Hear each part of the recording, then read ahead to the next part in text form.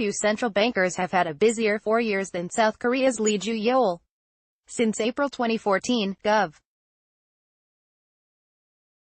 Lee has grappled with record household debt, 9% youth unemployment, a presidential impeachment and markets spooked by Pyongyang's threats. His biggest challenge turns out to be Donald Trump. Last November, a confident Bank of Korea hiked interest rates, the first major Asian monetary authority to do so since 2011. At the time, Lee's team telegraphed 2 or 3 additional 25 basis point tightenings.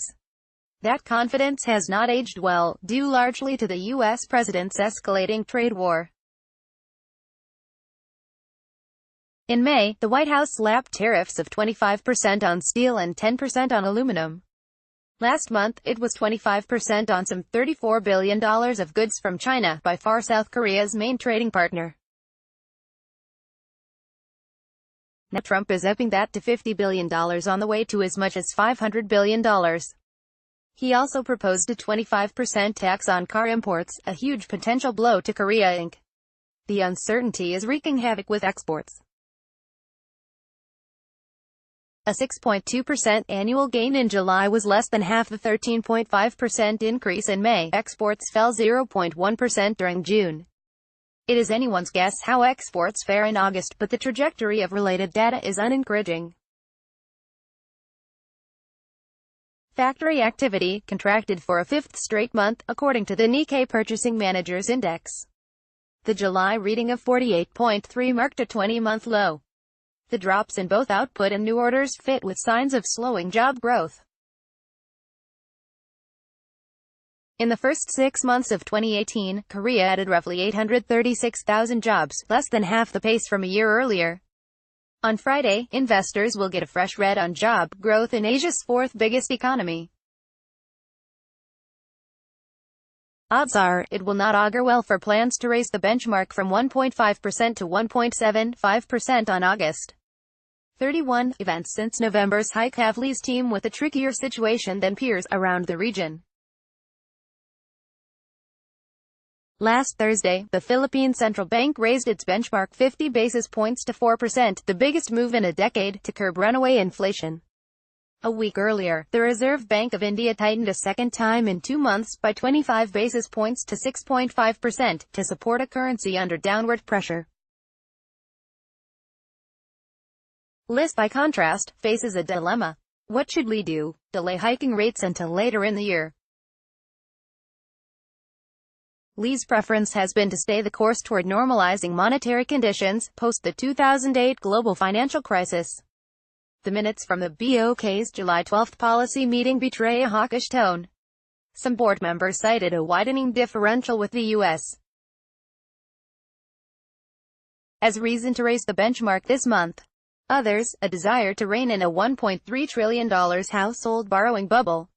But headwinds zooming Korea's way warrant caution. Inflation risks, for example, are becoming less acute. The 1.5% rise in consumer prices in July from June was comfortably below the BOK's 2% price ceiling. And with a growth expected average 2.8% to 2.9% this year, down from 3.1% in 2017, upward pressures might be waning. The BOK may focus on President Moon Jae-in's latest minimum wage hikes, which could affect short-term inflation dynamics. While the 10.9% bump kicks in next year, it is on top of this year's 16.4% boost. The counterargument, though, is that many mom-and-pop shops, the biggest minimum wage payers, may lay off large blocks of workers. Those minimum wage gains, shop owners complain, vastly exceed gross domestic product trends. Trump's assault on world trade does not help. A 4.6% drop in the won versus the dollar this year is helping to cushion the blow. Yet Trump, too, is angling for a more competitive exchange rate, even job-owning his Federal Reserve to throttle back rate hikes. There is no telling where this White House will toss its next grenade. In some ways, Korea is well positioned to ride out the storm. Its government bonds are enjoying something of a safe haven bid. While emerging markets in Asia suffer withdrawals, foreigners pumped more than $30 billion into Korean debt this year. The bad news is how little headway Moon has made on retooling the economy. Moon was elected 15 months ago to wean Korea off its hyper-reliance on exports and a handful of family-owned corporate giants for growth. Instead, he has spent the vast majority of that time reaching out to North Korea. The détente has had some clear high points, including Moon's 2 meetings with North Korean leader Kim Jong-un. Economic reforms have suffered, though. Moon's predecessor, the impeached Park Geun-hye, squandered her 4 years in the presidential Blue House. She talked big about making space for small to medium-sized enterprises to thrive. She pledged to catalyze a startup boom, encourage risk-taking and devise a more creative economic model. Doing so means reining in dynastic monopolies known as chaebols. Instead, Park is in jail on bribery charges involving those conglomerates. There is still time for Moon to implement his trickle-up growth strategy. With sliding approval ratings, though, there is not a moment to waste. Gallup Korea had him at 60% on August 3, down sharply from 83% in April. The hurdles standing in the way of recalibrating the economy have increased markedly since then. Trump's tariffs are the biggest, and they are complicating Seoul's efforts to harness global demand. Trump, for example, refuses to give Korea a pass on car tariffs.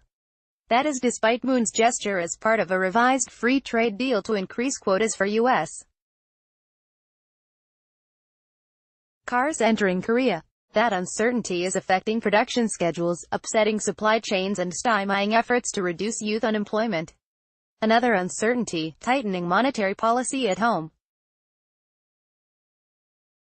As recently as July 27, Lee expressed confidence the economy could take an additional monetary punch.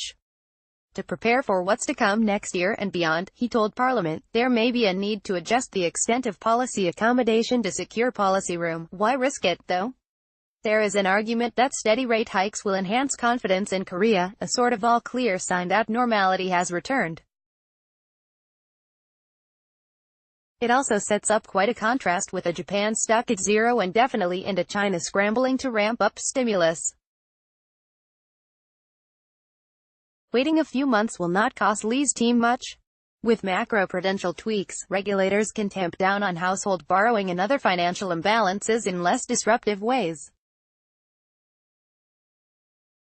The costs of policy mistakes in the Trump era are fast rising. Lee's team would be wise to avoid its own. William Pesek is an award-winning Tokyo-based journalist and author of Japanization, What the World Can Learn from Japan's Lost Decades. He was given the 2018 Prize for Excellence in Opinion Writing by the Society of Publishers in Asia, for his work for the Nikkei Asian Review.